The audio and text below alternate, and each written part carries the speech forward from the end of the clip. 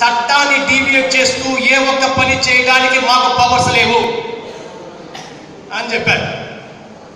Yes, as a NGO ప్రభుత్వం చేయలేని పని కూడా కన్స్ట్రైంట్ ఉంది కాబట్టి అక్కడ చేయాలనే నిర్ణయంతో నాకున్న మిగతా ప్రాజెక్టులన్నీ క్లోజ్ చేసి ఈ హెల్త్ అనే ప్రాజెక్టుని తీసుకోవడం జరిగింది. ఇది 2002.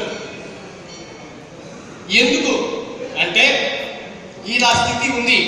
ఎలాంటి స్థితి ఉంది ఇవాళ భారతదేశంలో అంటే, నొప్పులు రుగ్మతులు లేని ఇల్లు లేని పరిస్థితి దేశంలో ఉంది.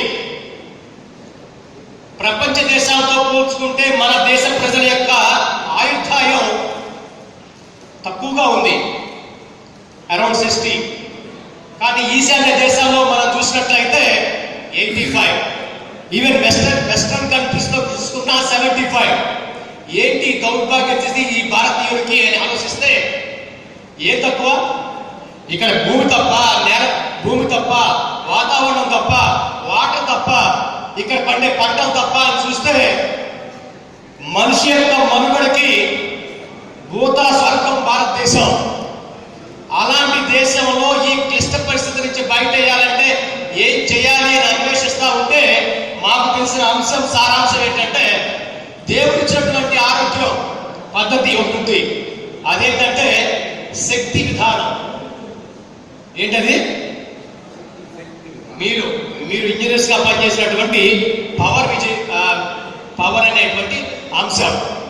ఏంటి పవర్ అంటే, మనలోని శక్తిని, మనకు అనేక రూపాలుగా అందే శక్తిని పట్టించుకోకుండా జరిగే వైద్యం అసంపూర్ణం. ఈ అసంపూర్ణ వైద్యం మూలంగానే ఈనాడు ఈ భారతదేశంలో ఇలాంటి క్లిష్ట పరిస్థితి ఉంది. పవరా? అది ఎక్కడి నుంచి వస్తుంది? ఇదేమైనా సోలార్ పవరా, వాటర్ పవరా, థర్మల్ పవరా? ఎలాంటి పవరు తెలుసా మీకు?